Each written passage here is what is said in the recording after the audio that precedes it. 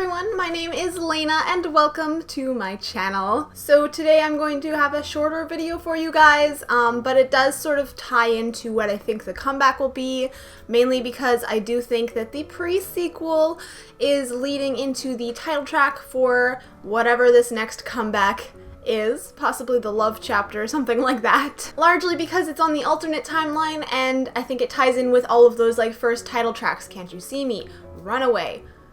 Namely those two, to be honest. But of course there's some more information that's hidden in this actual video that I just don't really see people talk about a lot. So I'm here to talk about it. Cause yeah, I think that TXT are going to be having a October comeback. So there's going to be a lot of new content soon and I cannot wait for that. I also wanted to mention that I now have a Patreon account if you like bloopers and like behind the scenes kind of stuff. It's all on there. So just click the link in the description to check that out. Finally, I did want to just say this is a theory and a lot of this is sort of speculation because we don't have a lot of information right now. But I hope that you can get excited with me anyways because like I said, comeback right around the corner.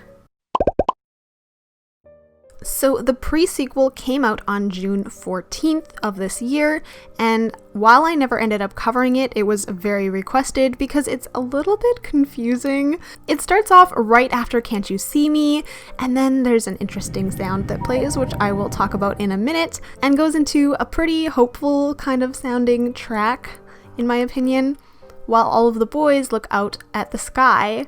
And okay, this light is really suspicious to me. First of all, this is like kind of an orangey reddish light. It does remind me a lot of the window in Eternally, which is just behind them hanging out for reasons that I don't understand.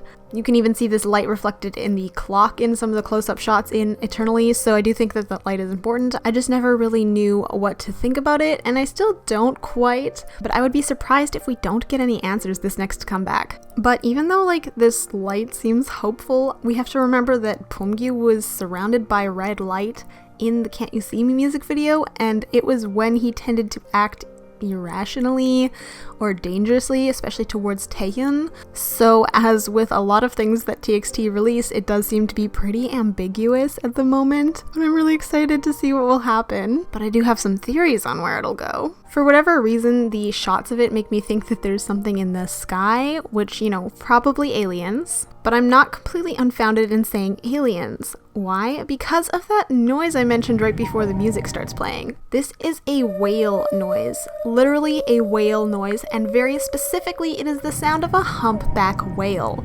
Now, if you've seen any of TXT's stuff before, namely their concept trailer or several performances, we do know that there is actually a humpback whale that floats around or swims around, kind of watching over them, and so this whale could maybe be tied to this. But speaking of humpback whales specifically, there's also a whale in the BTS universe, which kind of turns into and represents ARMY, at least in the We Are Bulletproof the Eternal music video. And I do think that this whale is supposed to tie to their song Whalian 52, which is essentially a song about a whale, which is very lonely because they are on a different sound frequency from everyone else, and they kind of relate to it. And at this point, right after Can't You See Me, they just had a large fight, and so they would probably be feeling pretty bad, pretty lonely. So the whale kind of makes sense here, or the theme of Whalian at least. And the fact that we can even hear whale sounds here makes me really excited because we might see finally what this whale actually has to offer us. The whale does like to kind of float in space / water, which water is sometimes in the sky for TXT, like in some of their performance animations. So like the whale in the sky kind of makes sense, and then it also is in the water because the water is in the sky. Hopefully you understand what I'm getting at here. Of course, that's not the only alien that I think exists in the TXT universe. If the whale is some sort of alien or guardian that watches over them, there's also the cat, which I believe is probably some sort of alien that makes contracts with them, and the bear, which seems to represent their pains. It could be kind of alien-like. In my head, the bear is actually like a representation of the Philosopher's Stone, but who knows, because it was drawn underneath the like alien spaceship in the Runaway music video, so maybe there's a tie to that alien sort of theme as well with the bear. But of course, like I said, just as we've seen in Runaway, there's other ties to space. There's the spaceship that Subin drew here, And then of course there's their birthdays and zodiacs, which make constant appearances in the backgrounds of their music videos.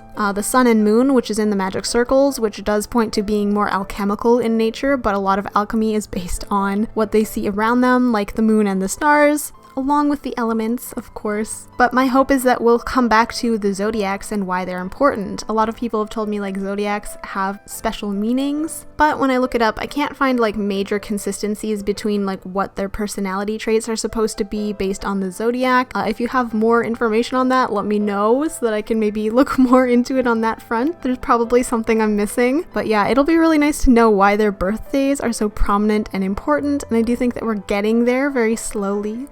I don't know if we'll actually get the answer though, but with the major ties to kind of space themes that seem to be present in this video, I wouldn't be surprised if it comes up at least a little bit. So that just about wraps it up for today, but what do you think? Do you think this leads into the next album? Do you think we'll see the whale? Are aliens among us?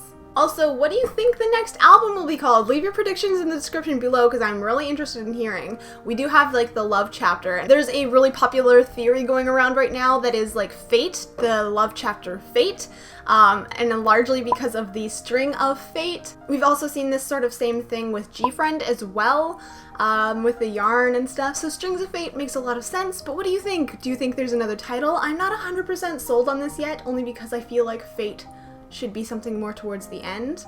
Like, it's fate that Yeonjun keeps dying over and over and over again, you know, like that's how it has to end, you know, that's fate. So I don't know if that's gonna tie in so early on, but I'm not sure. I don't have my own prediction for the title at all. Watch it not even be called the love chapter. If it's not even the love chapter, then we're just